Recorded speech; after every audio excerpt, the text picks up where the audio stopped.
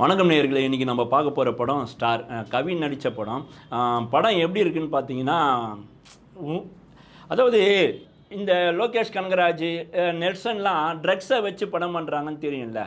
ஊசி, மாத்திரை, ஹெராயின், கஞ்சா இதெல்லாம் கடத்துகிற மாதிரி அப்படி தான் வரும். ஆனால் இந்த படத்தில் என்னென்னா, இதெல்லாம் போதை கிடையாது.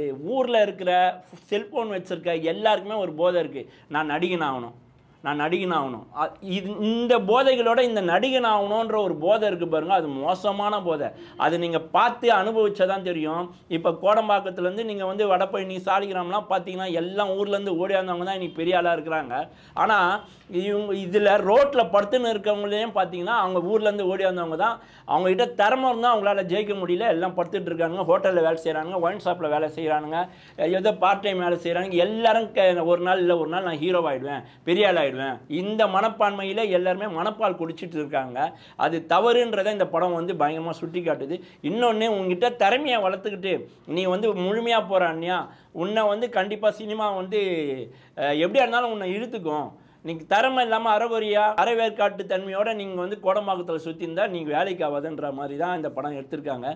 இந்த படத்தில் கவின் ஃபர்ஸ்ட் ஹாஃபில் ரொம்ப அருமையாக நடிச்சிருக்காங்க. இந்த படத்தில் 7வது சீன்லேருந்து கண்ணில் ஒரு தண்ணி வந்து நம்மளுக்கு நிற்குது.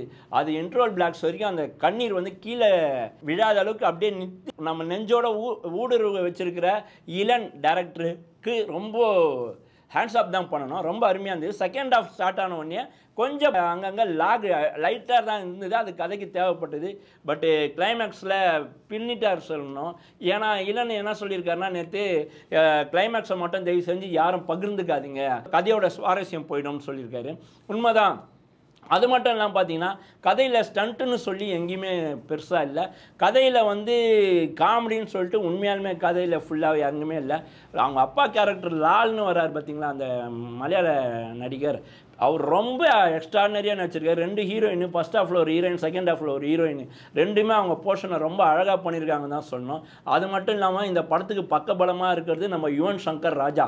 யுவன் சங்கர் ராஜாவோட ஒரு பழைய பாடலை வந்து இந்த படத்தில் இறக்குன உடனே பசங்கள்லாம் குதூகலிக்கிறாங்க. இந்த படத்தோட வசனங்கள்லாம் ரொம்ப மோட்டிவேஷனாக இருக்குது. சினிமா துறையில் சாதிக்கணும்னு நினைக்கிற எல்லாருக்குமே இந்த படம் வந்து ரொம்ப உறுதுணையாக இருக்கும். அது மட்டும் இல்லாமல் நீ சினிமான்னு உன் வாழ்க்கையை போக்குறதோட உனக்குன்னு ஒரு பிரச்சனை வரப்போ உன் வீட்டில் இருக்கவங்க தான் பார்த்தாகணும். அதனால் வீட்டில் இருக்கவங்கள முதல்ல லவ் பண்ணுங்கள், சினிமாவை அப்புறம் லவ் பண்ணுங்கன்ற மாதிரி சொல்லியிருக்க நிலன் டைரக்டருக்கு ஒரு ஹேண்ட்ஸ் ஆஃப் பண்ணி இதோட முடிக்கிறேன். அடுத்த வாரம் வேற ஒரு கதையோடு உங்களை வந்து சந்திக்கிறேன். நன்றி.